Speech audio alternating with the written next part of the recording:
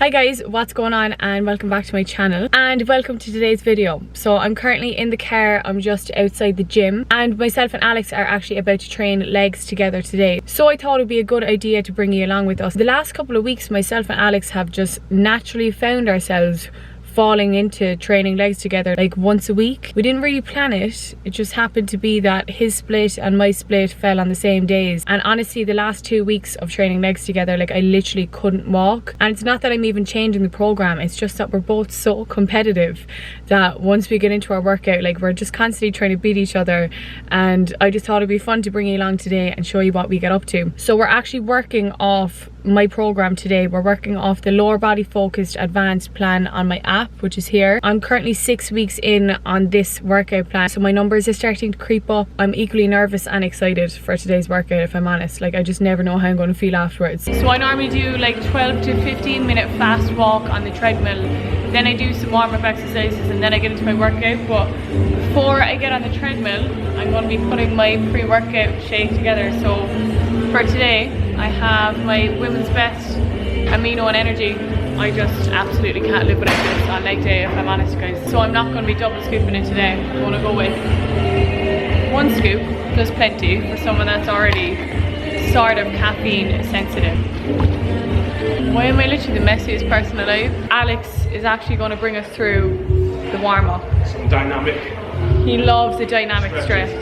Honestly, I do get quite lazy with my warm-ups. I normally do like 10 or 15 minutes on the treadmill and then like a little glute band activation, whereas he likes to do like full-on like 20-minute stretching routine. So it's because I'm old, basically. I'm old and rigid, and if I sit in the car for more than 5 minutes, I come out the same shape as the seat. So, I'm just gonna run through a couple, like probably about 5 little dynamic stretches just to loosen me off, and then we'll just get to it. Yeah. I'm gonna tie my hair back. I'm gonna show you our warm-up, and we're gonna get into it.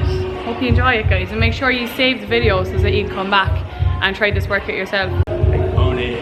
We're going for the high pony. Alex loves the high pony. I feel like men in general love high pony.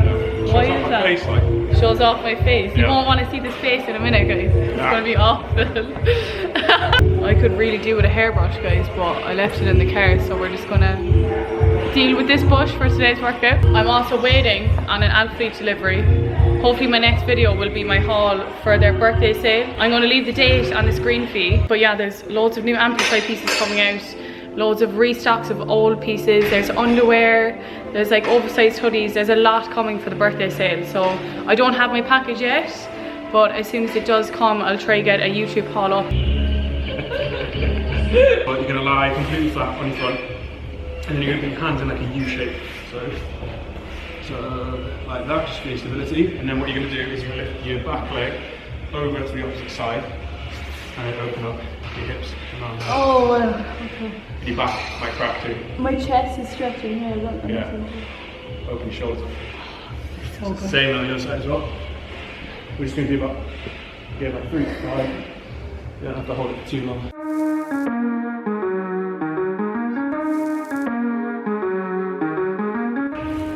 Oh my god, my hamstring is so tight.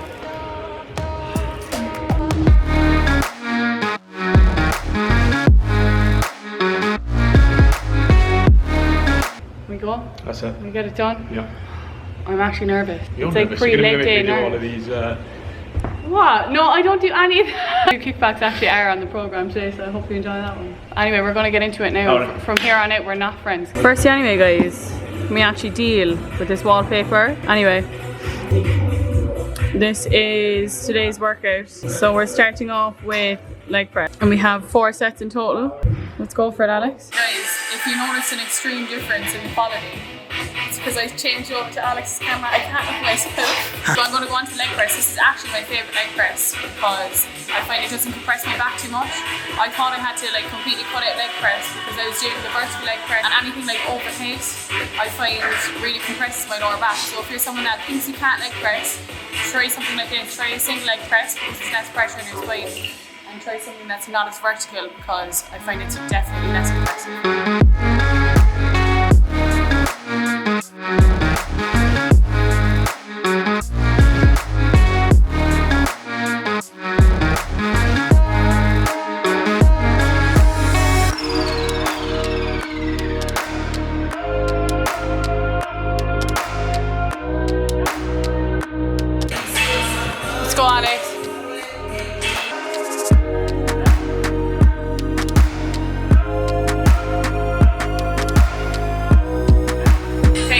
Next up we have my all-time favourite, the hip thrust. So this is actually my favourite setup ever for a hip thrust. So like any gym I go to, this is the setup I look for. So first thing you want to check in your hip thrust setup is that your shoulders are on the pad, and when you get up to the top of the movement, your shoulders are in line with your knees. So you can see I'm not like tilted upwards or I'm not tilted downwards like at the top of the movement. My core is completely straight. Another thing you want to check when you're doing a hip thrust is making sure your knees and your ankles are in line with each other. You don't want your knees like overextending or being too far behind your ankles either. So another thing that I like to do on my hip thrust is to slightly point my toes outwards at the top, because I feel like I can get a little bit more of a squeeze at the top of the movement when I do it like that.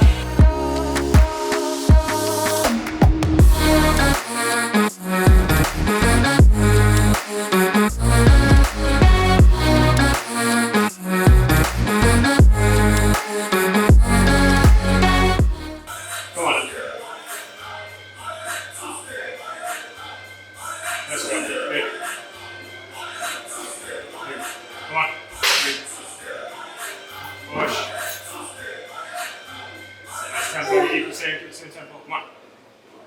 Good. Good. Come on. Squeeze, squeeze, squeeze.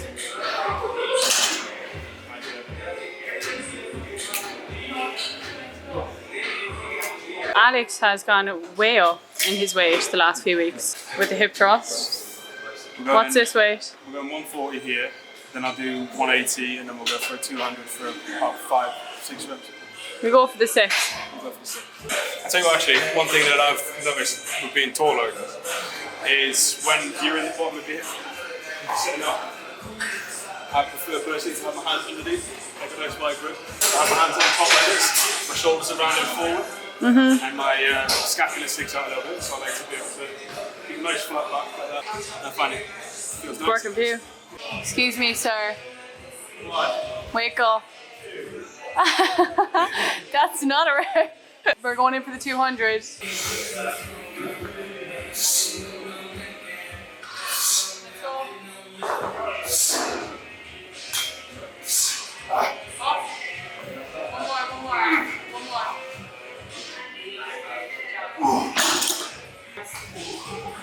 Okay guys, we are going to move on to some RDLs now, as you can probably tell. I'm starting to wilt. This workout is really getting to me. I'm going to bring you through some tips to do with the RDL. So I'm going to flip this around. So this is a great example, right, because Alex is super flexible. And to be fair, my hamstrings are quite flexible as well. But what I've learned is that just because you can really stretch to the ground, if you're super flexible, that doesn't mean you should, especially when you've loaded weights in your hands. Okay, so if you want to target more of your glutes on an RDL, then I recommend bending your knees a little bit more than usual. Not fully bending, because that's just going to be a regular deadlift, but a little bit of a bend in the knees engages a little bit more glute. So this would be my preferred kind of form if I really want to target my glutes in this workout. And then the other type of RDL would just be a straight leg. Never completely straight. As you can see, there's still a little bit of a bend in Alex's legs. Like, you don't want to lock out your knees because it's really dangerous. So that's perfect form for a regular RDL if you really want to target your hamstrings. Now Alex is going to show us an example of someone that's just completely overextended. So as you can see, his lower back is curved. Like, this is something that we're definitely trying to avoid. He's just gone too low down. The neck is literally in line with the glutes. Like, that's just too far and there's no need. Even if you feel like you're flexible enough, guys, just avoid this form at all costs. Wow, what an excellent exercise assistant. Look at him go. So yeah, we have RDLs and we also have some glute kickbacks. Are you bending down? Hey. Push the button. Come down.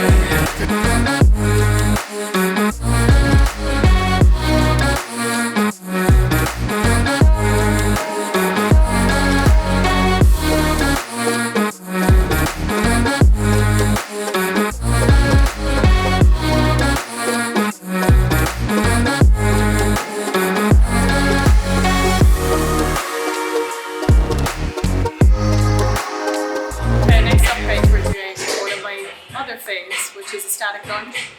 You see me doing these all the time, to be honest. And one tip for a static lunge, if you really want to activate your glutes, is to lean forward.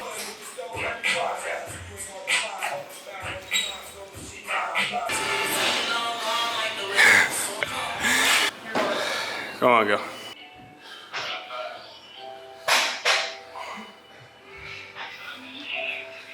Nice, good, come on.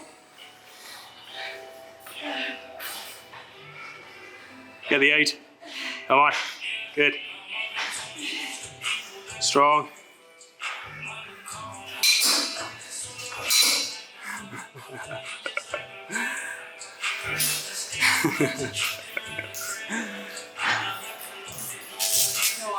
Alex is literally too tall for every frame ever. Well, he's going in for his top deck. He's raw dogging it.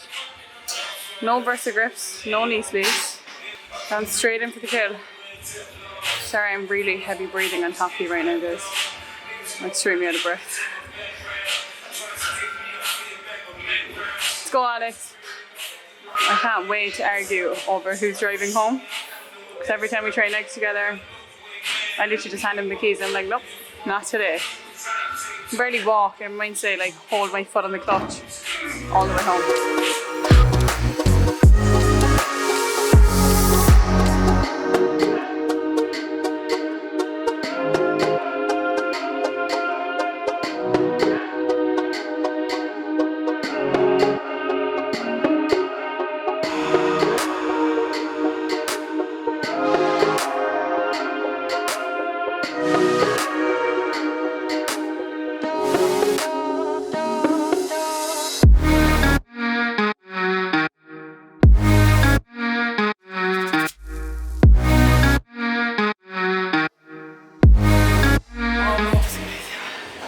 So we're going to finish up, as I said, with the glute kickbacks. Alex was mocking these earlier, and honestly, guys, I'm going to fall over. Honestly, these are great movements, and they shouldn't be neglected. I know it's not like your typical compound, but they're great for targeting the glutes, and it's just one movement that I've never left out of my leg day routines for the last like 5 years. And I normally put them at the end of my workout as like a burnout exercise. And I normally leave the gym feeling so pumped that I can't get downstairs.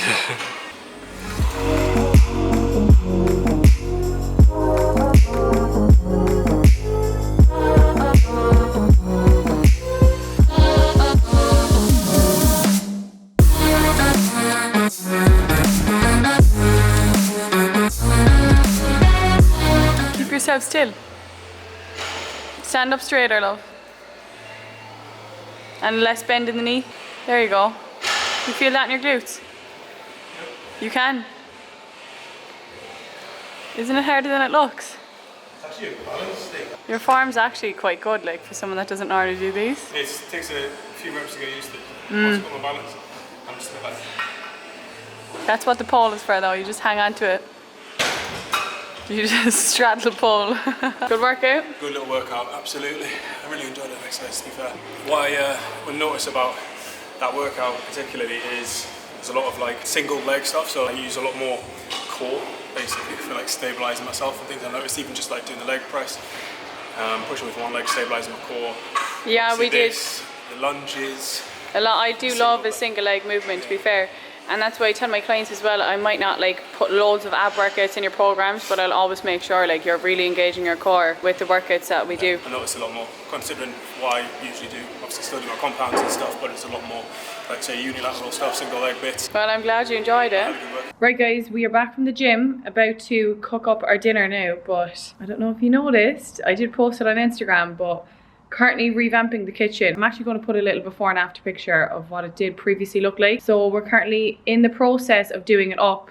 I got a painter in and I got a cream, as you can see. We're going to be potentially getting new worktop. I actually don't know what I'm thinking yet for the backsplash.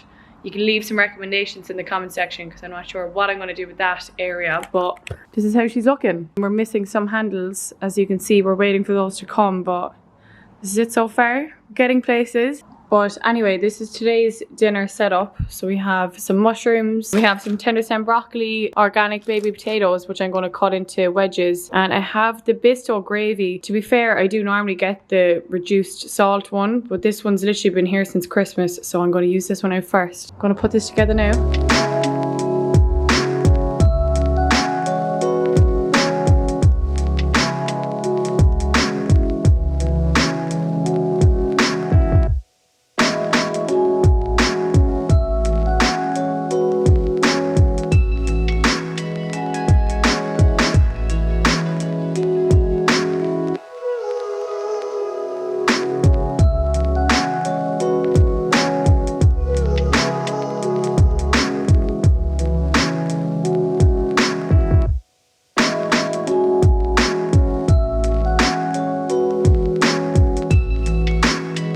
Right guys, so this is Alex's one. And I'm aware mine actually looks like mush, but I don't like any redness on the inside of my meat. I like it literally burnt. So I had to cut up my beef into little pieces. But yeah, the presentation isn't amazing. But trust me when I say, guys, this is so good and also very macro friendly. I literally inhaled that dinner. Also, I don't know if this is like kind of gross or not, but every night when me and Alex sit down to have our dinner, like by the time he picks up his fork, my dinner's gone. And it's always been like that. Like no matter where I go, I do slow down like out of manners when I'm in a restaurant, but whenever we sit down for dinner, I'm not lying, it's gone within, I would say 2 to 3 minutes max is all I need to like clear a full plate. Talking about that, I'm a slow eater.